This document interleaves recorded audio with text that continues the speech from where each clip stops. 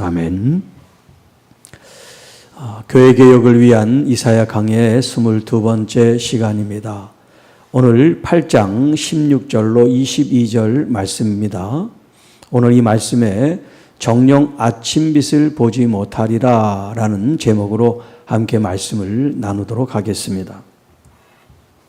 오늘 이 본문의 말씀은 하나님께서 이스라엘 백성들에게 이사야를 통하여 주신 여기 이제 율법 혹은 증거의 말씀이라는 말이 나오는데 이 말씀을 전했는데 그들이 듣지 않고 그것을 배척함으로 말미암아 이제 하나님께서 이사야 선지자에게 그 말씀을 봉하라고 명령하십니다. 더 이상 그 말씀을 증거할 이제 때가 아니라는 거죠. 그래서 16절에 보면 너는 증거의 말씀을 싸매며 율법을 내 제자들 가운데서 봉함하라라고 말씀하십니다. 자, 요한계시록에도 두루마리가 이제 인봉된 두루마리가 펼쳐지는 이야기가 나오는데 여기 지금 이 16절에 있는 말씀은 계시록에 인봉된 말씀이 펴지는 그런 의미가 아니라 이전에는 펴졌고 선포됐고 또 그들이 이제 알게 됐지만 그 말씀이 이제 더 이상 그들에게 유효하지 않고 하나님의 심판만이 남아있다는 그런 뜻으로 이제 하나님의 말씀을 싸매고 봉하라라고 말씀하고 있는 겁니다. 그러니까 요한계시록에 봉인된 두루마리 그 의미는 이제 펼쳐졌을 때 앞으로 미래에 되어질 일에 대한 예고라고 하면 지금 이 16절에 있는 말씀은 이미 말씀하신 것을 이제 하나님께서 실행하신다. 더 이상 그들에게 기회가 없다라고 하는 그런 의미의 말씀의 봉함이라고 할 수가 있습니다.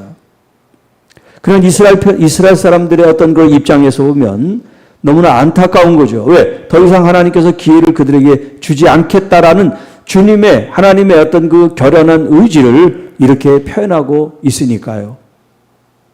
자, 이스라엘 백성들, 하나님의 말씀을 거역하고 따르지 않는 이 백성들, 그리고 하나님은 그들에게 기회를 주시고 돌아오라라고 많은 시간 동안 그들을 기다렸지만 돌아오지 않는 그들을 보는 하나님, 그리고 중간에서 하나님과 이 백성들 사이에서 가게 역할을 하고 하나님의 메시지, 말씀을 전했던 이 이사야의 어떤 그런 입장, 그 모습들. 자, 제가 만약에 이 이사야 선지자의 입장이라 그러면 정말 큰 슬픔에 빠졌을 것 같아요. 이제 더 이상 하나님의 말씀을 전할 수 없고 돌이킬 기회조차 상실해버린 내 동포들, 내 조국 백성들을 생각하면 굉장히 슬프고 아플 것 같아요. 그러나 그것이 현실인 걸 어떡합니까? 그들이 돌아오라고 그렇게 말씀을 전해도 듣지 않고 거부하고 하나님을 배척했던 그들의 결과가 이제 어떻게 되어지는지 보십시오. 17절입니다. 이제 야곱의 집에 대하여 얼굴을 가리시는 여호와를 나는 기다리며 그를 바라보리라. 더 이상 이스라엘 백성들에게는 그 어떤 희망을 찾아볼 수 없기 때문에 이 이사야 선지자는 오직 하나님만을 바라보는 그 마음을 이렇게 표현하고 있습니다. 그가 바라보는 여호와 하나님은 지금 야곱의 집 이스라엘 유다 이 땅을 향하여 백성들을 향하여 하나님은 얼굴을 가리셨다라는 표현을 쓰고 있어요. 또 어떤 본문에는 얼굴을 돌리셨다 그렇게 이제 표현하기도 하시죠. 야곱의 집이라는 것은 바로 이스라엘을 가리키고 특별히 남쪽 유다 백성들을 가리킵니다. 이 남쪽 유다의 이 백성들이 하나님을 거부하고 하나님을 배척하고 하나님의 말씀을 듣지 않기 때문에 하나님은 그들에게 얼굴을 숨기고 얼굴을 가리고 등을 돌리시는 그 모습을 하고 계셔요. 자, 우리가 새벽에 아가서를 통해서 사랑하는 주님의 신부에 대한 사랑과 또 그 신부가 주님을 사랑하는 이야기를 우리가 나누고 있는데요. 지금 이 이사야에 있는 이 장면과 그 아가서에 나오는 이 장면이 너무나 대조적이고 또 정반대의 입장에 있는 모습을 보게 됩니다. 아가서에서는 은혜가 넘치고 사랑이 넘치고 감사와 기쁨과 웃음이 넘치고 미소가 있고요. 거기에는 열매가 있고 참 기쁨이 넘쳐요. 그런데 여기 17절 이 본문의 이 문맥 속에 나와 있는 이 모습은 어때요? 하나님께서 그들을 출애굽시켜서 원래 살고 있는 토속 원주민들을 다 내쫓고 그 지역을 분배해서 살게 해주셨는데 그런 여호와 하나님은 바라보지 않고 세상의 강대국을 바라보고 우상 숭배에 빠져 있고 하나님의 말씀을 무시하는 이 백성들이야말로 하나님의 사랑을 받을 자격이 없죠. 그래서 주님께서는 얼굴을 숨기고 가리시고 등을 돌리시고 말았습니다. 자, 우리가 신앙생활 하면서 이 아가서에도 물론 1장부터 8장까지 그 두 사람의 관계가 항상 뜨겁고 항상 친밀한 건 아니에요. 어느 편에선가 일에 빠져서 멀리 떠나시기도 하고 또 그 사랑을 의심하고 또 성숙하게 바라보지 못해서 헤어지는 아픔과 상처도 있고 그런 우여곡절 가운데 점점 더 신뢰가 쌓이고 사랑이 무르익고 완성되는 그런 모습을 보여주고 있는 거죠. 자, 우리 신앙생활이 마치 그와 같아요. 영어로 이제 이걸 프로세스라는데 이 과정이죠.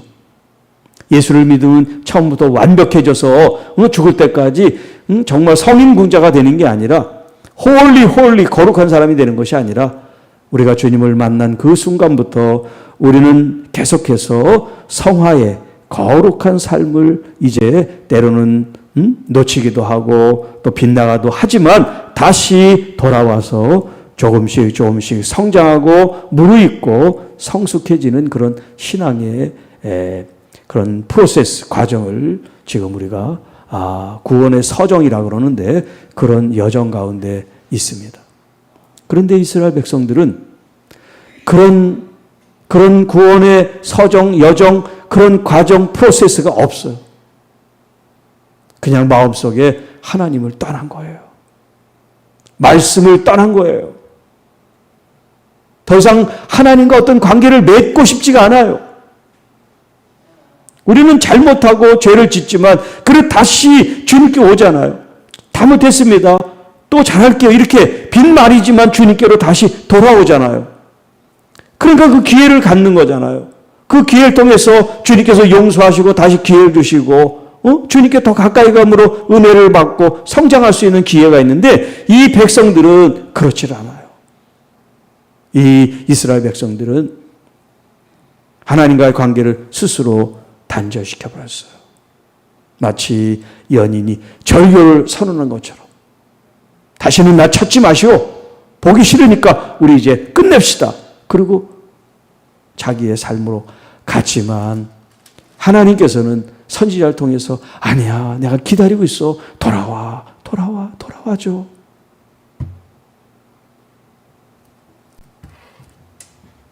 (18절입니다) 보라, 나와 및 여호와께서 내게 주신 자녀들이 이스라엘 중에 징조와 예표가 되었나니 이는 시온산에 계신 만군의 여호와께로 말미암은 것이니라. 자, 이 말이 무슨 말입니까? 지금 여기 이사야 선지자와 그의 자녀들, 이제 두 아들인데요. 이 자녀들이 이스라엘 사람들에게 징조와 예표가 됐다. 자, 우리가 이제 7장 그 8장 서두에서도 말씀드렸지만 이사야에게는 그 아들이 있는데 그 아들의 이름이 이제 그 시대적인 상황을 반영한 그 이름이라고 그랬어요. 그래서 먼저 자신과 자신의 자녀들이 그 이스라엘 중에 징조와 예표가 됐다 그랬습니다. 자, 그래서 나는 누구예요? 이사야 본인이죠. 본인은 여호와는 구원이시라는 그런 의미를 담고 있어요. 여호와는 구원이시라. 이사야, 야훼, 야훼가 이제 여호와예요.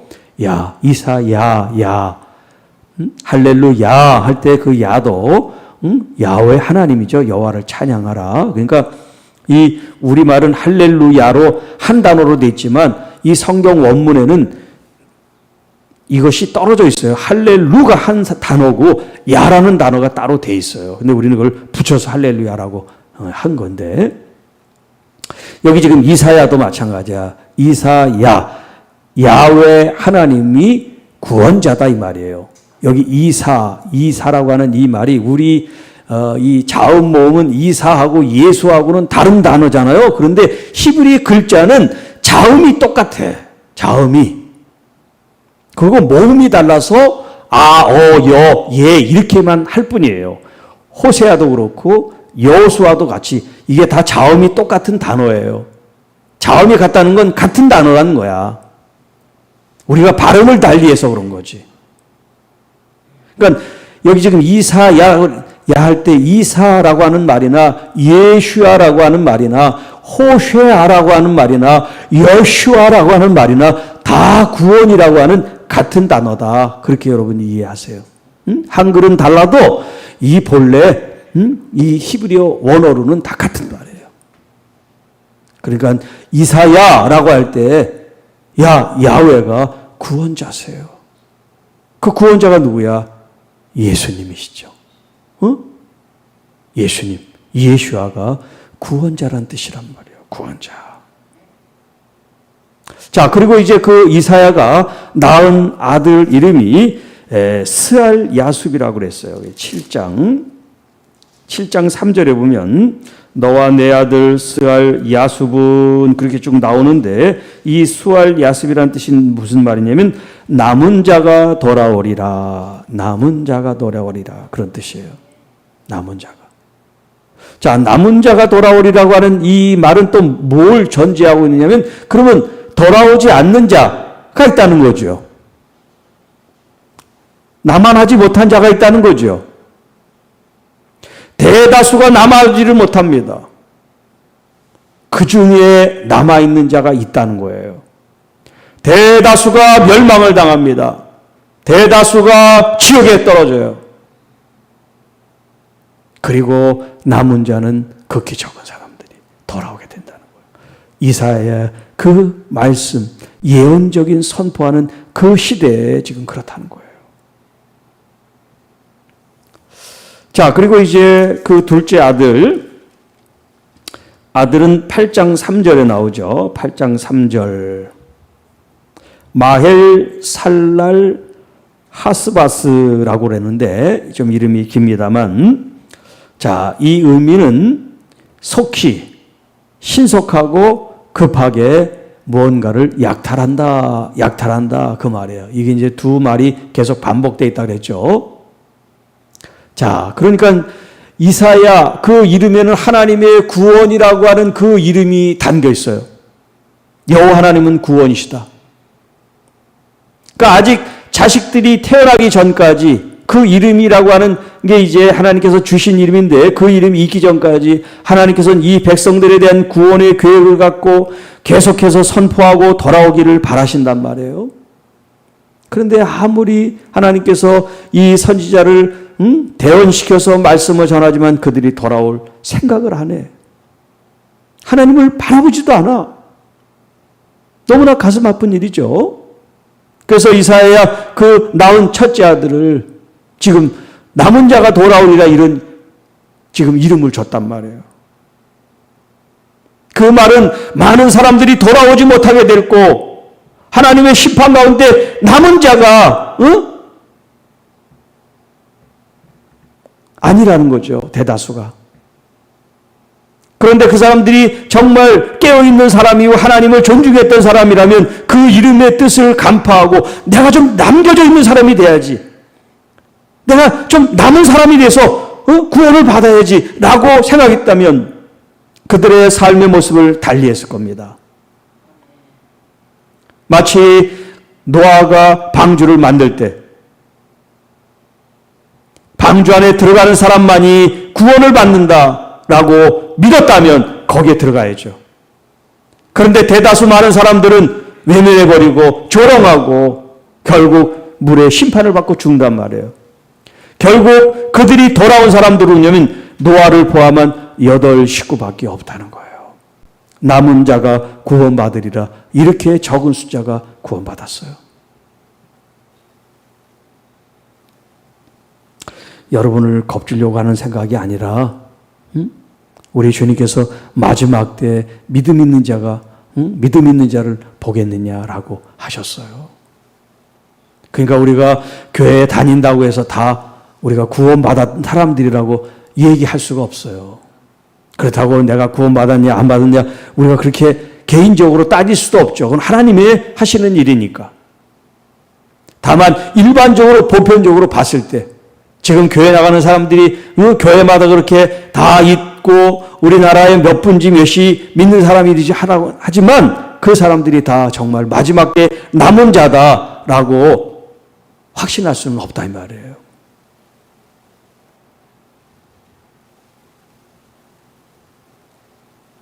그냥 왔다 갔다 하는 사람들이 많이 있잖아요. 자, 그런 관점에서 목회자나 또 먼저 된 우리들이 어떻게 되겠어요? 그냥 교회만 다니게끔 하면 안 돼. 처음엔 그래야지. 교회도 안 나온 사람들이니까 교회 나오는 것도 감지덕지죠. 그러나 정말 필요한 건 뭐냐면 그 한 사람 한 사람들이 자기의 죄를 주님께 고백하고 이제 나의 삶의 주인이 내가 아니라 주님입니다 고백하고 믿음의 삶을 통해서 거듭나고 진짜 그리스도인이 되는 거잖아요. 진짜 주님의 신부가 되고 크리스찬이 되는 거잖아요. 그런 삶을 통하여 구원의 서정, 그 여정을 지금 우리가 가야 되잖아요. 자, 그리고 이제 그 두 번째 아들은 뭐라 그랬어요? 속히 약탈되리라. 이제 그들이 남은 것들이 다 털리게 되고, 예를 들어서 집을 늘리고 곳간을 늘리고 창고를 늘리고 권세를 잡고 이 세상 부귀영화를 위해서 그렇게 열심히 했는데 그런 물질이며 땅이며 건강이며 이런 것들이 다 소용이 없어. 왜? 침략자들이 와서 전부 다 약탈을 해버린단 말이에요. 나라를 잃어버리고 포로로 쫓겨간단 말이에요. 그동안 쌓았던 게 무슨 소용이 있겠어요? 아무 소용이 없죠. 우리 시찰에 한 목사님을 오늘 이렇게 떠나보냈어요. 저보다 1살 많으신 분인데, 네. 너무나 참 안타깝습니다.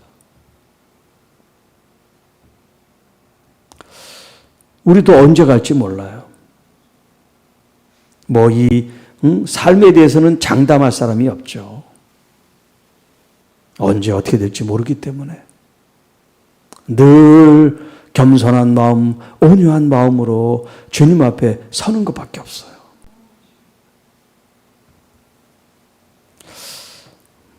그분이 이제 여자 목사님이신데 어느 교회, 큰 교회 부목사님으로 계셨어요. 그런데 이제 그분이 이제 데이케어 센터라고 이제 그런 데를 맡아서 이제 하기도 하신 분인데, 교회 이제 장로님하고 담임 목사님하고 이제 어떤 좀 싸움이, 분쟁이 일어나게 됐어요. 그러니까 이 부목사님이니까 어떻게 장로님 편에 서겠어요? 목사님 편에 서야지. 근데 이제 그 목사님이 이제 결국 거기에서 나가게 되고 이분은 계속 이제 있으면서 수모를 당한 거야. 막 이런 종이 페이퍼 가지고 막 얼굴에 집어 던지면서 장로가 그 여자 목사님한테 막 욕을 하고 그런 수모를 다 당하셨어. 몇 년 동안.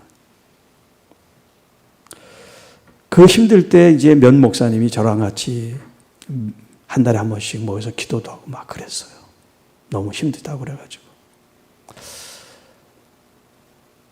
그러고서 이제 다른 데로 가셨는데 암이라고 그러시더라고. 그리고 지금 한 3년, 4년 되셨나.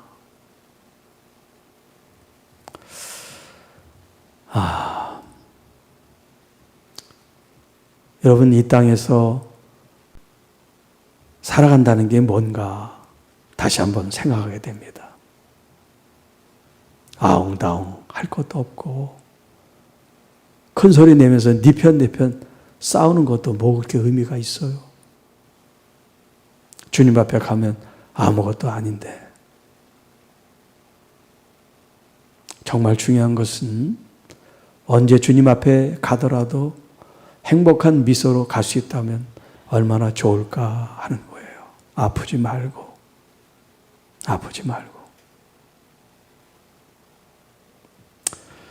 그러기 위해서는 우리가 신앙생활을 잘 하면서도 이런 스트레스 관리를 잘 해야 됩니다.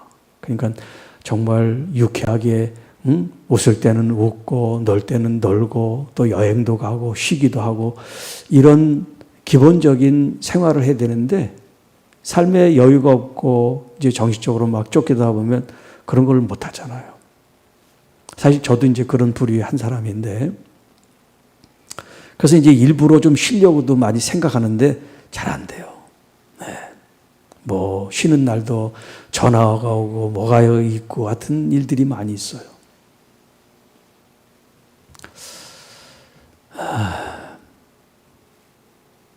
그래서 이 천주교에서는 피정이라고 아무 일도 안 하고 일주일 동안 딱 떼서 어느 이제 수련원 같은 데 가서 이렇게 명상, 묵상 말 없이 하는 그런 기간들을 가져요. 우리 개신교에도 좀 그런 게 도입됐으면 좋겠어. 휴가에서 가족들하고 막 이렇게 하는 그런 거 말고 그냥 아무도 없는 곳에서 주님만 바라보게 딱 떨어져 있는 그런 시간. 그걸 이제 리트릿이라고 이제 얘기를 하는데, 그렇게 모든 것으로부터 차단하고 마음을 고요하게 주님께로만 좀 할 수 있는 그런 시간. 가정에서, 교회에서 뭐 여러 가지 일들이 있으면 하루 몇 시간도 사실 그렇게 조용히 있을 때가 없어요. 있고 싶어도 잘 안 되죠. 자, 하여튼 시간을 내봅시다. 한번 여러분들도. 하여튼 그렇게 해서 자기 좀 이 스트레스를 좀 관리를 하셔야 돼요. 그렇지 않으면 이게 보이지 않는 누적이 된다고. 네. 자, 지금 제 입술이 갈라진 게 지금 한 달째 이게 낫질 않아요. 지금 아주, 괴로워 죽겠어. 피가 나고 안에서는 지금 계속.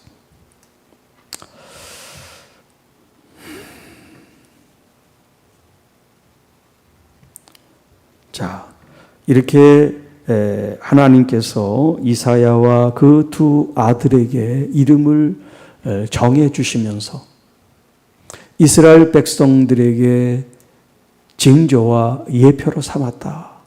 자, 제발 너희들 그렇게 경고망동하고 너희들 마음대로 살면 안 돼. 자, 그런 메시지를 그 이름을 통해서 지금 주고 있지만 그들은 아무런 감흥도 신경도 쓰지 않는다는 거. 그들은 모습은 어떻습니까? 여기 19절에 자, 어떤 사람이 너에게 말하기를 주절거리며 속살거리는 신접한 자와 마술사에게 물으라 하거든. 백성이 자기 하나님께 구할 것이 아니냐 산 자를 위하여 죽은 자에게 구하겠느냐 하라. 자, 지금 이스라엘 사람들이 보편적으로 이제 어떤 어려움이 생기고 또 자기의 미래에 대해서 알고 싶으면 이런 신접한 사람, 무당, 구술하고 마술한 사람을 찾아가 가지고 이제 그 점괘를 묻는단 말이에요. 응? 운수가 대통할지, 응? 그렇게 질문을 이제 가서 하겠다 그럴 때, 자, 자기 여호와 하나님께 구해야 되지 않느냐. 왜 심접한 자, 무당 이렇게 하나님이 가증히 여기는 그런 인간들에게, 족속들에게 찾아가서 길을 묻고 답을 들으려고 하느냐. 왜 산자를 위하여 죽은 자들에게 구하겠느냐라고 말합니다. 자, 우리 나라 대통령들뿐만 아니라 뭐 많은 크리스찬을 포함한 우리 국민들이 뭘 좋아합니까? 점치는 걸 좋아해요. 점치는 거. 이게 문제예요. 응?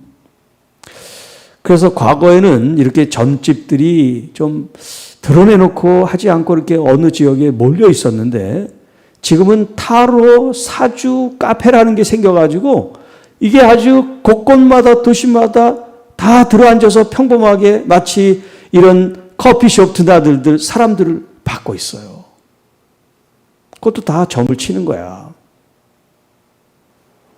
옛날처럼 그렇게 막 무당 비스무리하게 장식을 해놓지 않고 막 카페처럼 귀엽고 하여튼 사람들이 친근하게 오게 하면서 이 사주를 봐준단 말이에요. 타로 점을 치고. 우리 크리스천들도 아무 생각이 없이 그냥 그렇게 드나드는 사람들이 있다 그래요. 우리가 걱정스럽고 염려스럽고 기도할 제목은 지금 이 대통령 당선자 주변에 이런 점치는 이 귀신들이 있다는 거. 이게 가장 큰 문제야. 뭐 지금 하냐 안 하냐는 잘 모르겠지만 과거에 그렇게 살았단 말이에요.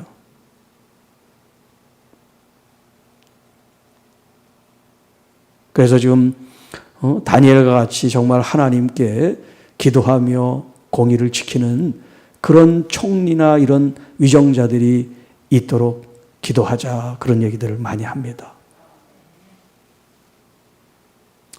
또 자기 부인을 뭐 대형교회 목사님께 상담을 해서 했다는 그런 보도가 나오고 그러는데 그게 진심이기를 바랍니다. 그냥 면피용으로 우리 점 같은 거 안 하고 이제 신앙생활 하려고 그래, 이렇게 사인을 보내는 신용만 하는 게 아니라 진짜 달라지기를 여러분 기도하셔야 돼요. 신접하고 무당을 가까이 하는 사람 치고 하나님께서 그냥 놔둔 사람이 없어요. 그건 우상숭배에 속하는 거기 때문에 진실로 하나님을 경외하고 두렵게 여겨야지. 지금 당장 답을 듣고 싶어서 점을 치고 이런 방식으로 나가면 하나님을 모욕하고 있는 거예요. 이 백성이 지금 이루고 있습니다. 20절, 마땅히 율법과 증거의 말씀을 따라야 됨에도 불구하고 세상적으로 말하면 힘 있는 사람, 권력 있는 사람, 강대국 이런 힘의 논리로 이끌려가고 또 영적으로 신앙적으로는 당장 저술해서 점괘를 해서 해가지고 말해주면 그 말에 따르는 이렇게 무지몽매하고 어리석은 백성들. 진실인 하나님의 진리의 말씀, 이 율법과 규례와 법도를 무시하고 살아가고 있는 이 사람들, 그들이 말하는 바가 이 말씀에 맞지 아니하면 그들이 정녕 아침빛을 보지 못하고, 여기 정녕 아침빛을 보지 못한다는 것은 무슨 말이냐면 이제 그들이 그 다음 생이 없다는 거예요. 그 다음 생이 없다는 게 뭐예요? 아침을 맞기 전에 죽는다는 얘기죠. 얼마나 두렵습니까? 준비가 잘 돼 있어서 새벽을 맞지 않고 주님 품에 안기면이야 얼마나 좋겠습니까마는 그렇지 않고 죽음을 맞으면 다 지옥행이란 말이에요. 무서운 일이죠. 이스라엘 백성들에게 지금 그 말씀을 지금 하고 있는 거예요. 그 하나님의 진리의 말씀을 너희들이 내 말씀으로 생각하지 않고 따르지 않는다면 결국 너희들은 아침 빛을 보지 못하게 될 거다. 이 땅으로 헤매며 권고하며 굶주릴 것이라. 그가 굶주릴 때 격분하여 자기의 왕과 자기 하나님을 저주할 것이며 위를 쳐다보거나 땅을 굽어 보아도 환난과 흑암과 고통의 흑암뿐이리니 그들이 심한 흑암 가운데로 쫓겨 들어가리라. 자, 여기 사람들이 이제 그런 곤고와 굶주림이 찾아올 때 당연히 나라의 왕이나 이런 어떤 통치자들이 백성들을 잘 먹여야 되는데 못한다고 생각하면 어떻게 막 그냥 데모하겠죠. 불만을 터뜨리고 더 나아가 하나님께 아니 하나님을 믿어야 할 때는 믿지도 않으면서 자기들이 이제 기근과 전쟁과 그런 흑암과 어둠이 찾아왔을 때는 하나님께 또 화를 내고 원망하고 손가락질을 한단 말이에요. 이 백성들이 지금 하나님 앞에 하고 있는 모습이 이렇다는 거예요. 하나님을 신실히 믿으면 흑암이 아니라 광명, 아름다운 하나님의 역사를 보게 되지만 하나님을 떠나서 사는 사람들은 아무리 잘 살아도 아무리 건강해도 찾아올 흑암과 환난과 고통과 기근과 전쟁이 앞에 놓여 있다는 거죠.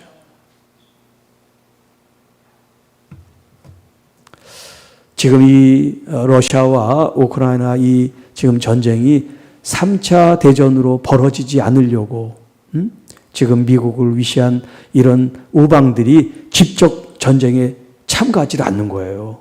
뒤에서 이제 무기만 공급해 줄 뿐이지 파병을 해서 같이 이제 전쟁을 하면 이게 이제 중국도 러시아 편에 들어가고 북한도 이제 그쪽에 같이 세력화돼서 하게 되면 3차 전쟁이 이제 일어나는 거야. 성경에서 말하는 종말 아마겟돈 전쟁이 이제 일어나는 거죠. 자, 그렇기 때문에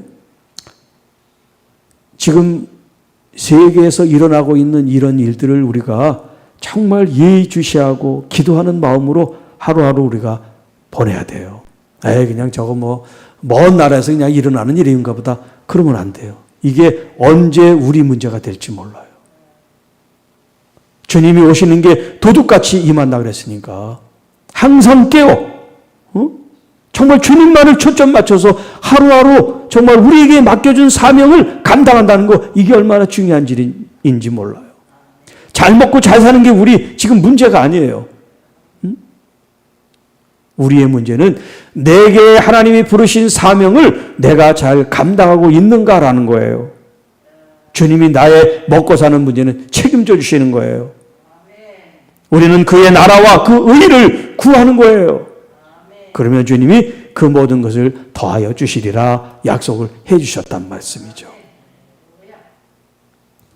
오늘 우리 교회뿐만 아니라 한국교회가 또 우리 모든 성도들이 이스라엘 백성들이 지금 이 거쳐왔던 이 전철, 이 전례, 이 전통, 이 전승, 이 모습을 그대로 따른다 그러면 결국 우리들도 이 민족도 교회도 아침빛을 보지 못한다. 이거는 이해가 없어요.